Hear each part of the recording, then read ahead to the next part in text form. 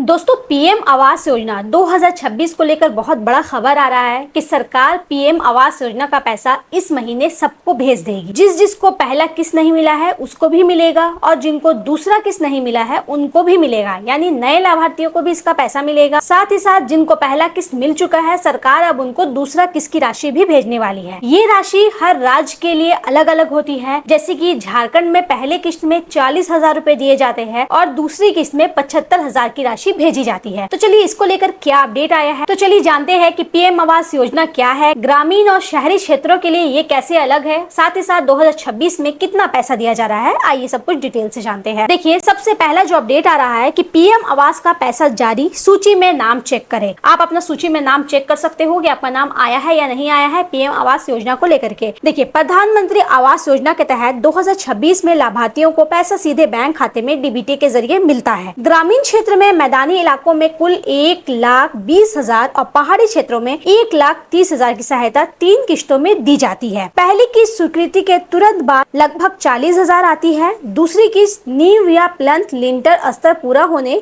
और geo tagging के बाद जारी होता है। पहला किस्त सरकार आपको 40,000 रूपए देती है। दूसरा किस्त सरकार तब देती है जब आप अपने घर का नींव डाल देते हैं और जियो टैगिंग पूरा कर लेते हैं, तब सरकार आपको दूसरा किस्त का राशि भेजती। तीसरा व अंतिम किस्त घर पूरा होने पर मिलती है। अब रही तीसरा किस्त, जो सबसे आखिरी किस्त होता है, वो जब आप घर कंप्लीट कर लेते हैं और सरकार को वो प्रूफ दिखाते हैं कि मेरा घर कंप्लीट हो गया है, तब सरकार आपको तीसरा किस्त भेजती है। यानी कि अगर आप मैदानी इलाके में हैं तो 1,20,000 की राशि मिलती है और पहाड़ी एरिया में आप हैं तो 1,30,000 की राशि मिलती है। शहरी योजना में बेनिफिशियरी एलईडी कंस्ट्रक्शन के तहत 2.5 लाख तक की मदद 4 किश्तों में आती है, जबकि होम लोन पर इंटरेस्ट सब्सिडी स्कीम के अधिकतम 1.80 लाख की सब्सिडी लोन अकाउंट में जमा होती है। अब देखिए, जो आपका पैसा नहीं आता है, पैसा आने में देरी क्यों होता है वो भी मैं आपको आगे बताऊंगी। उससे पहले आप ये देखिए कि पैसा आने में देरी अक्सर आधार बैंक लिंक न होने या जियो टैगिंग अपडेट न होने की वजह से होती है। इसलिए आधार लिंकिंग और समय पर निर्माण की फोटो अपलोड करना जरूरी है। आपका काम कितने स्टेप तक पहुंचता है, सारा का फोटो आपको सरकार को दिखाते रहना है, तभी आपको पैसा मिलने में कोई भी दिक्कत नहीं आएगी। और अगर आप सरकार को प्रूफ नहीं देते हैं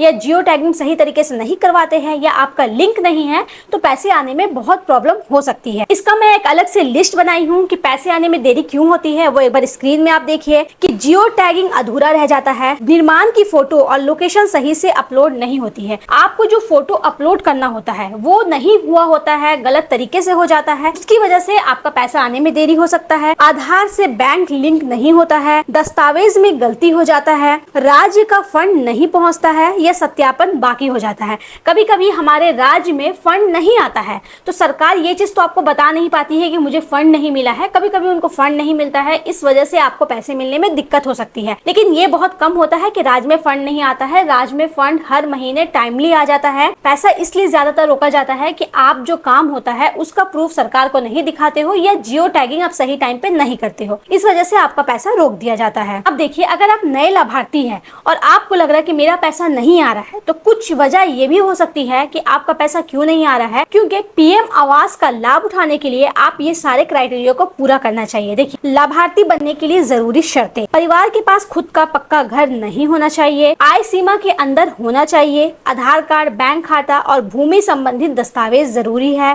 पहले किसी सरकारी आवास योजना का लाभ नहीं लेना होना चाहिए। ये चारों क्राइटेरिया अगर आप में है, आप इनमें से किसी भी क्राइटेरिया में नहीं आते हो, तो आपको पहला किस्त का पैसा बहुत जल्द इस महीने मिलने वाला है। अब चलिए लास्ट देख लेते हैं कि 2026 में ये पैसा कितना दिया जा रहा है। स्क्रीन पर देखिए, ग्रामीण क्षेत्रों में कई राज्यों में अब कुल 1,20,000 3 बराबर किस्तों में दिए जा रहे हैं। हर किस्त 40-40 हजार रुपए की होती है। ये ग्रामीण क्षेत्रों के लिए मैं बता रही हूँ, वहाँ सरकार 40-40 हजार करके 3 किस्त दे रही है। शहरी क्षेत्रों में आर्थिक रूप में कमजोर वर्ग और निम्न आय वर्ग के केंद्रों से 2.5 लाख रुपए तक की मदद मिल सकती है। कुछ मामलों में ब्याज सब्सिडी भी मिलती है। ये आपका शहरी क्षेत्रों के लिए है। नोट राशि राज्य और योजना के प्रकार के अनुसार थोड़ी अलग हो सकती है। मध्य प्रदेश जैसे कुछ राज्यों में 3 किस्तों का नया नियम लागू किया गया है। राशि जो सरकार भेजती है वो हर राज्य के लिए अलग अलग होता है। मध्य प्रदेश के लिए ये बिल्कुल अलग है। इसलिए ऐसा अगर कोई बताता है कि हमारे तरफ इतना पैसा आया, तो जरूरी नहीं है कि आपके राज्य में भी उतना ही पैसा आएगा।